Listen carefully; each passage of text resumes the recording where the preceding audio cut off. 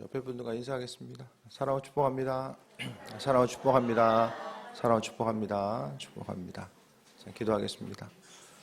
주의 은혜 가운데 불러주사오니 새 힘 허락하여 주시고 또 하나님 뜻 가운데 강건함 누리는 이 시간으로 삼아 주옵소서.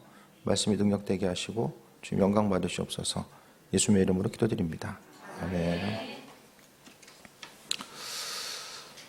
눈 오는데 참 그래도 잘 오셨네요. 새벽에 보니까 눈이 너무 많이 와서 어쨌든 주님께 예배 드릴 수 있는 또 하루 허락하셔서 또 주님께 영광 돌리고 또 감사드립니다. 이 시간 또 말씀 가운데 주의 은혜를 발견하고 또 새 힘 얻는 시간 되시길 바라고요. 핸드폰은 좀 꺼두셨으면 좋겠어요, 다들. 그래서 핸드폰도 좀 쉬어야 돼. 이 시간을 통해서 예배 가운데 다들 좀 쉴 수 있도록 우리 학생 청년들도 핸드폰을 좀 쉴 수 있도록, 그리고 또 짧은 시간이니까 말씀 가운데 또 새 힘 얻는 시간 되시길 바랍니다. 예수님께서 이 땅에 오신 건요,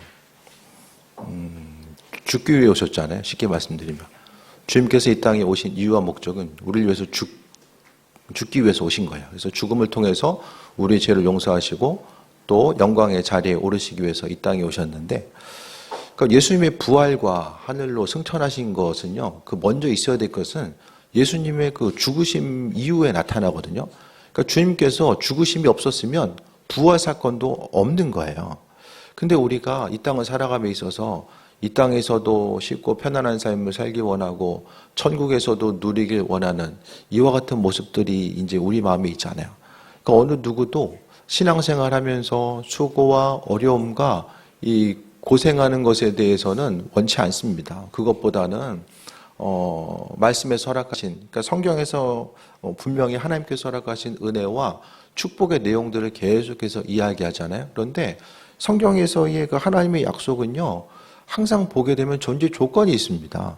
무조건 하나님께서 자녀이기 때문에 이것도 주시고 저것도 주시고 다 하나하나 무조건 주시겠다라고 말씀하는 것이 아니라 이와 같은 상황, 이와 같은 조건이 있을 때에 이렇게 하면 하나님께서 주시겠다라고 이야기합니다. 그러니까 신명기의 내용, 축복의 말씀, 예를 들어서 28장의 내용도 보게 되면요, 하나님께서 허락하신 은혜와 축복의 말씀은 이 말씀에 대한 순종에 대한 것에 대해서 먼저 요구하고 있잖아요. 그러니까 하나님의 말씀대로 삶을 살아간다는 것 자체가요, 이 땅 가운데 쉽고 편안함만은 이야기하지 않습니다. 이 성경 말씀대로 좀 지키고 살아가려고 하면 어떻습니까? 익숙하지 않은 것, 쉽지 않은 일들을 계속해서 해야 되는 것들, 그 행하면서 우리의 마음속에 또 힘들고 어렵고 이제 부담감의 요소 또한 나타나게 되잖아요. 근데 우리가 잊지 말아야 될 것은 하나님은 우리의 삶의 여정 가운데 주인 되셔서 그분의 뜻을 비춰주시는데, 그 은혜와 충만함을 누리는 것은요, 예수님께서 이 땅에 오셔서 고난당하시고 또 하나님의 영광의 자리에 이르셨던 것처럼 우리 한 사람 한 사람에게도 그냥 그 값없이 무조건적으로 주시는 것이 아니라 하나님의 말씀대로 살아가는 사람, 또 하나님의 사랑이 무엇인지를 깨달아 알고 또 그 사랑을 전하고 나타내기 위해서 대가를 지불하려고 하는 한 사람 한 사람에게 그분께서는 은혜와 충만함으로 함께해 주심을 또 잊지 말아야만 합니다. 그래서 예수님께서 죽기 위해 오셨고요, 오늘 제자들에게도 말씀하십니다. 23절에 보면 또 무리에게 이르시되 아무든지 나를 따르려거든 자기를 부인하고 날마다 제 십자가를 지고 나를 따를 것이니라. 자기를 부인한다는 게 신앙생활 가운데 가장 힘든 일입니다. 내가 그대로 있고 내 생각과 내 가치관과 내 경험이 있는데 그것을 부인한다라는 것, 내 생각과 관점을 부인한다라는 것은 뭐가 되죠? 그러니까 사람들과의 만남 가운데서도요, 내가 어떤 것에 대해서 이해하고 수긍한다라는 것은 그 사람의 지혜 가운데 있어서 지혜와 경험, 그것에 대해서 가치와 의미를 내 생각과 내 가치보다 더 부여하기 때문에 다른 사람들의 생각을 받아들일 수 있는 거죠. 그래서 우리가 내 생각과 관점에 대해서 또 나 자신을 부인한다라는 것은 하나님의 말씀에 대한 가치, 또 그분의 능력과 그 은혜와 인도하심에 대한 가치 자체가 무엇인지를 우리가 받아들이고 거기에 의미를 두었을 때만이 나 자신을 부인하고 나아갈 수 있게 됩니다. 그게 아니라 그냥 내 생각과 경험과 가치관이 훨씬 더 우월하다고 생각하면은 절대로 나 자신을 부인할 수가 없습니다. 그러니까 나 자신을 부인하면 어떻게 되죠? 나 자신에게 존재 자체가 부정됨으로 인하여서 내가 없어지는 것 같은 이런 공허함이 다가올 수밖에 없거든요. 하지만은 우리의 인생 자체가 그리스도 예수로 고백하고 또 나 자신을 부인한다라고 해서 존재가 사라지는 것이 아니라 바로 창조주 하나님의 지혜와 능력이 내게 있음으로 인하여서 더 기쁨과 소망감이 넘치는 삶을 살아가는 거죠. 그래서 말씀에 대한 우리의 자세는 말씀대로 순종하라고 이야기하잖아요. 순종 자체는 거기에 의미와 가치를 두었을 때만이 순종할 수 있게 됩니다. 그러니까 말씀에 대해서 순종할 수 있는 것은 바로 하나님에 대한 그 믿음 자체, 믿음이 없으면 순종할 수도 없고요. 거기에 가치와 의미를 부여할 수도 없게 됩니다. 그래서 신앙인들이 무엇보다 중요한 것은 믿음 생활을 시작한다라는 건요.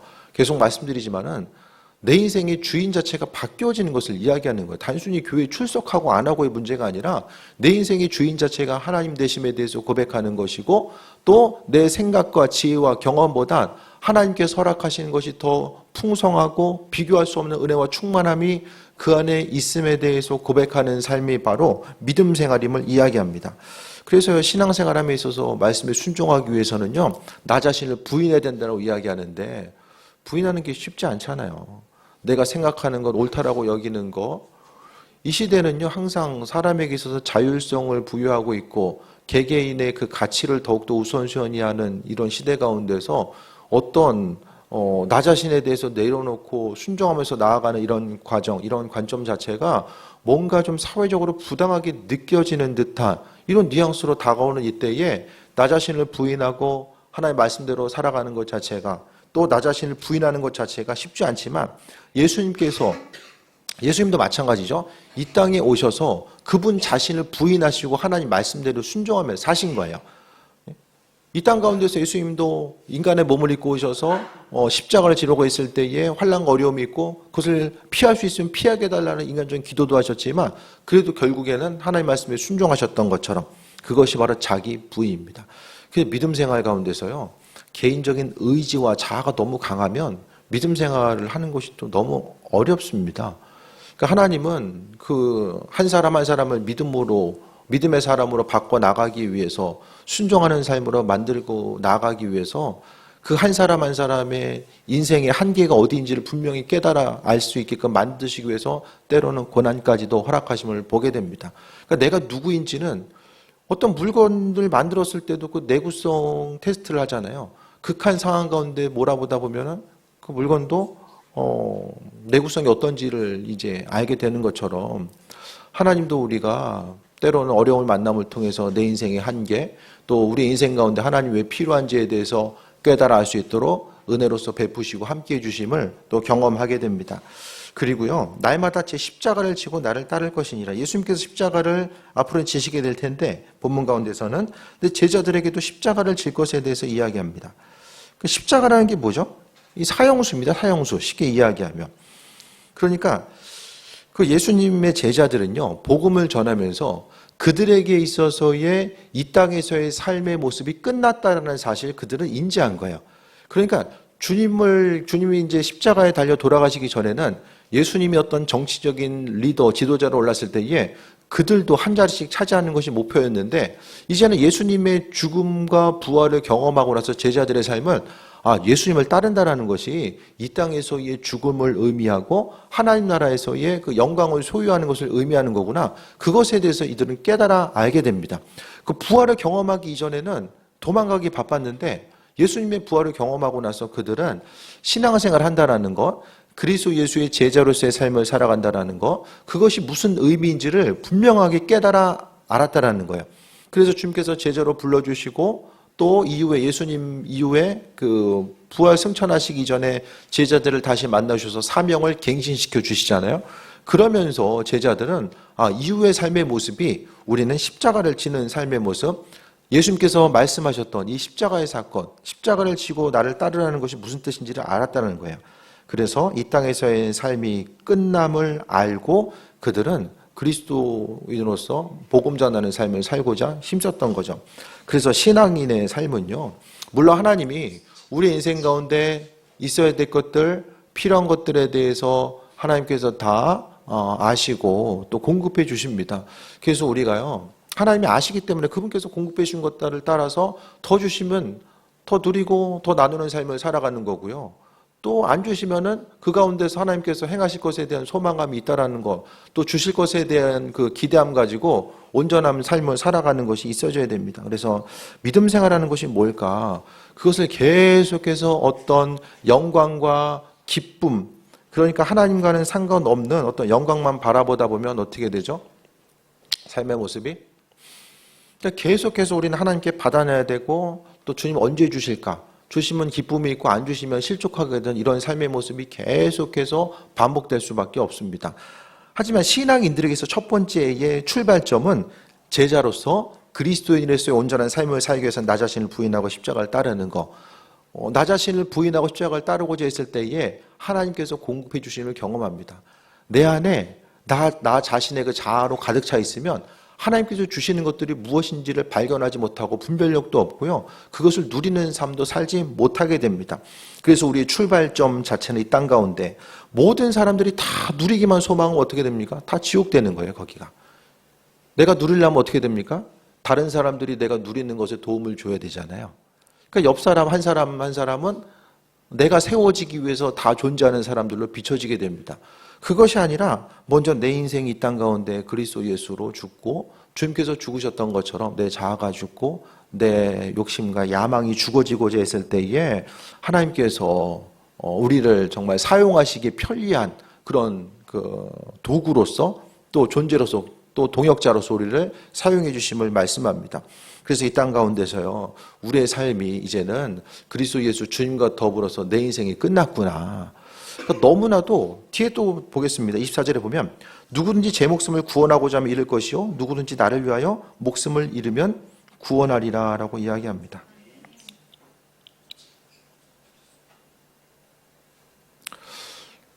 이순신 장군님이 하셨던 말씀과 비슷한 맥락이 지금 나와 있잖아요.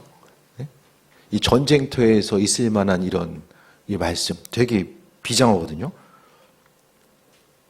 그러면서 주님께서 말씀하시는 게 그러니까 이제는 좀 삶의 패턴을 바꿔서 좀 내려놓고 비우고자 하고 너무나도 이제 내가 계획 다 세워놓고 좀 주님께서 좀 도와주셔서 이 계획을 다 이루고 나아가는 것, 그것보다는 좀 내년 한 해의 삶은 예수님도 하나님보다 먼저 앞서가지 않으셨거든요.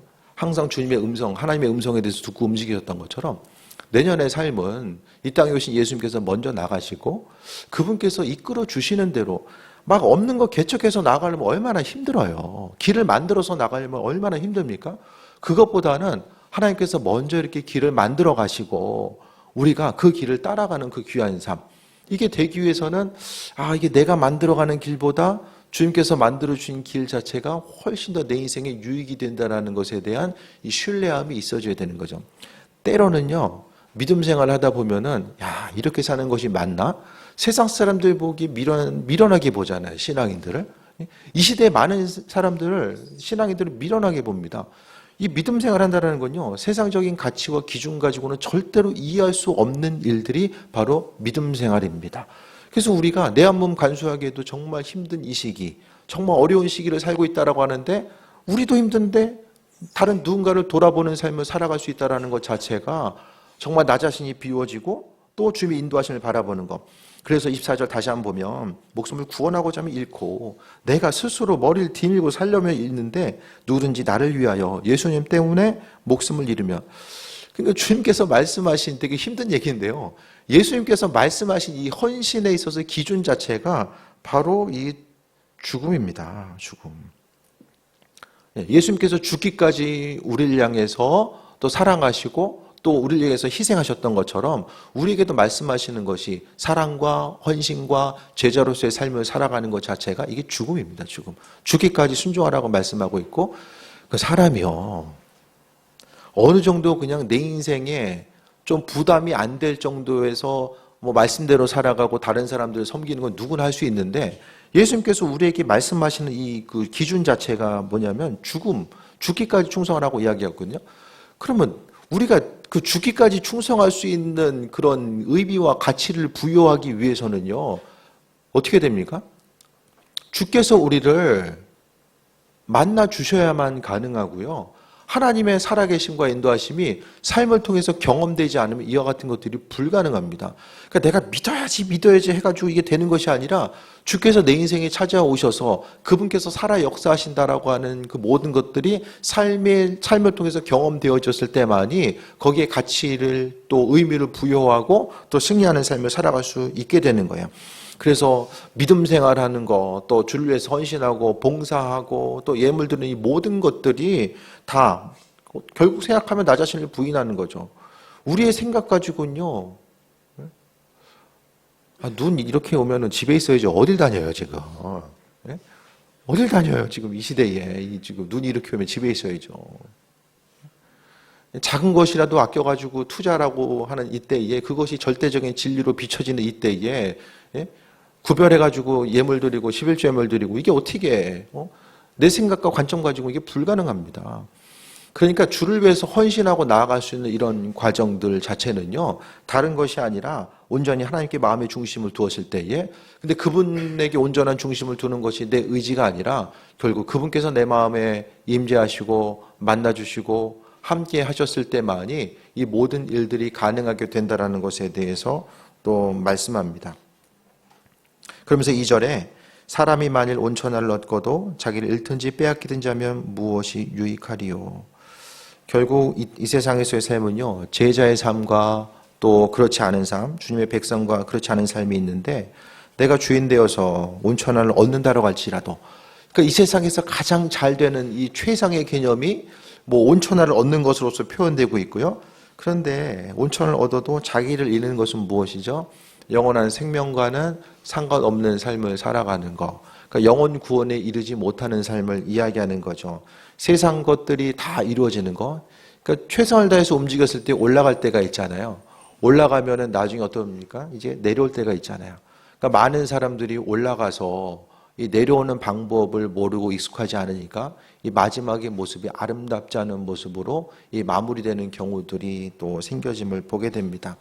하나님의 백성으로서 우리가 또 온전한 삶을 살고 또 그분의 도우심과 예비하심을 통해서 삶을 살아가는 것. 그래서 이 세상의 삶에 있어서 가장 중요한 가치가 무엇일까를 또 생각하면서 항상 삶에서 큰 그림을 그려야 되는데, 오늘 다시 한번 말씀드리면 제자들의 삶은요, 그들의 삶이 이 땅 가운데 이미 끝났다라는 사실에 대해서 알았고, 하지만 세상에서의 삶은 그리스도 예수 주께 쓰임받음으로 인해서 세상 영광은 끝났지만 그것이 궁극적으로 마지막이 아니라 하나님께서 행하시고 인도하심, 그 제자로서의 삶을 살아가고 아버지께서 은혜와 충만함으로 세우시고 인도하실 것에 대한 영원한 하나님 나라에 대한 가치와 소망을 두었기 때문에 그들이 세상 영광 뒤로 하고 또 더 큰 가치를 바라보면서 쓰임받을 수 있었음을 보게 됩니다. 26절에 누구든지 나와 내 말을 부끄러워하며 인자도 자기와 아버지와 거룩한 천사들의 영광으로 올 때 그 사람을 부끄러워하리라. 주님이 부끄러워지는 경우가 언제가 있을까요? 내가 세상 가운데 영광의 자리에 이루고자 하는데 예수님께서 그게 도움이 안 된다고 했을 땐 부끄러워지는 것이고, 또 내가 세상 영광뿐만 아니라 하나님 나라를 바라보며 있어서 그분을 높이고자 했을 때에 부끄러움이 아니라 기쁨과 소망함의 대상인 거죠. 그래서 성경은요, 아주 단순하게 우리가 이 땅 가운데 자랑해야 될 것들, 온전한 자랑의 요소, 유일한 자랑의 요소가 바로 그리스도 예수 주님 되어야 됨을 말씀하고 있습니다. 삶에 있어서 이것저것 우리는 세상적인 조건들 가지고 이 자랑의 요소를 찾기 쉬운데, 그것이 아니라 오늘 성경은요, 예수님 자신, 그분 한 분이 유일한 우리의 자랑거리가 되어야 됨을 분명하게 강조하고 있고요. 아버지께서는 분명히 거룩한 천사들과 함께 이 땅에 임하신다, 영광으로 임하신다라는 사실을 이야기하고 있고, 신앙 공동체는 오늘 본문의 말씀, 제자로서의 삶의 모습, 그 인도함에 대해서 다시 한번 기억하고 하나님 나라를 바라보고자 했었던 그런 삶을 살고자 했음을 보게 됩니다. 27절에 내가 참으로 너에게 이르노니 여기서 있는 사람 중에 죽기 전에 하나님 나라를 볼 자들도 있느니라. 하나님 나라에 대한 소망함과 기대함으로 오늘 예수님은 제자로서의 삶이 무엇인지를 말씀해 주셨습니다. 예수님과는 상관없이 인생을 너무 거창하게 설계하지 않게 되기를 바랍니다. 그렇게 하다 보면 우리의 삶이 본질 아닌 것들에 계속 집중하게 되고요. 주님과는 상관없는 것들에 마음의 중심을 두게 됩니다. 그 이후의 삶의 모습은요, 결국 우리가 한 가지 분명한 것은 이제 삶이 마무리될 때가 분명히 있잖아요. 그 모든 것들을 생각할 때마다 우리 마지막의 끝을 항상 이 땅 가운데 내가 이제 은퇴하는 시기, 또 어떤 일할 수 있는 그 시기까지만 보고 삶을 설계하는 것이 아니라 이 세상의 삶이 끝나고 영원한 하나님 나라가 있다라는 것에 대해서 마음의 중심을 두고 삶을 살아가는 그것이 바로 지혜입니다. 우리가 눈을 감는다고 해서 한 세상이 절대 끝나는 것이 아니라 성경은 분명하게 눈에 보이지 않는 세계가 분명히 있음을 또 말씀하고 있고, 제자로서의 삶, 이 땅을 살아감에 있어서 나 자신을 부인하는 것이 가장 힘들죠. 신앙인에게서 가장 힘든 것이 바로 나 자신을 부인하는 것입니다. 말씀이 있지만 그 말씀보다는 내 육신의 편안한 것을 계속해서 쫓아 살아가는 것이 우리의 육신의 본성인데, 그 본성을 뒤로하고 하나님 말씀대로 살아간다는 것이 때로는 고통과 아픔을 수반하는 일임을 주께서도 알고 계십니다. 하지만 분명히 천사들의 영광으로 올 때 그 사람을 아버지께서 부끄러워하지 아니하시고 우리를 세워주시고 함께 하시는 것. 그래서 우리 인생 가운데 최고의 자랑이 그리스도 예수 되시고, 우리가 세상 가운데 조건, 여러 가지 환경이 내 마음대로 흘러가지 않는다라고 할지라도 세상 사람들이 보는 나 자신의 모습만, 그 시야만 의식하면서 나 자신이 누구인지를 스스로 판단할 것이 아니라 하나님 보시기에 내가 누구일까? 주님 보시기에 내가 얼마나 존귀한 존재일까? 그것에 대해서 다시 한번 돌아보며 이 땅에 오신 예수님, 또 죽기까지 충성하셨던 그 모습을 사랑하는 제자된 우리에게도 말씀하셨고, 예수님께서 하나님으로부터 받으셨던 그 영광을 누리셨던 것처럼 그 죽음을 통해서 우리 또한 그 영광을 함께 공유할 수 있기 때문에 아버지께서는 함께 은혜 가운데 충만한 삶을 또 공유하길 원하셨습니다. 이 모든 것들에 대해서 다시 한번 돌아보시고 제자로서의 삶, 내년 한 해를 또 준비하고 나아감에 있어서 주께서 또 우리 모든 사람들을 섬기셨던 것처럼 그분의 사랑과 마음을 가지고 최선을 다해서 또 섬기고, 또 때로는 고난이 있다고 할지라도 그 섬기기 위한, 주를 위한 고난 자체를 주께서 다 기억하신다라는 사실에 대해서 기억하며 우리 자신이 사라지고 또 다른 사람들을 세워감을 통해서 하나님 나라가 이 땅에 임하고 더욱더 존귀하게 쓰임받는 온전한 삶이 될 줄 믿습니다. 말씀 가운데 또 주신 것들 기억하며 우리 왕이신 나의 하나님 찬양하고 기도하겠습니다.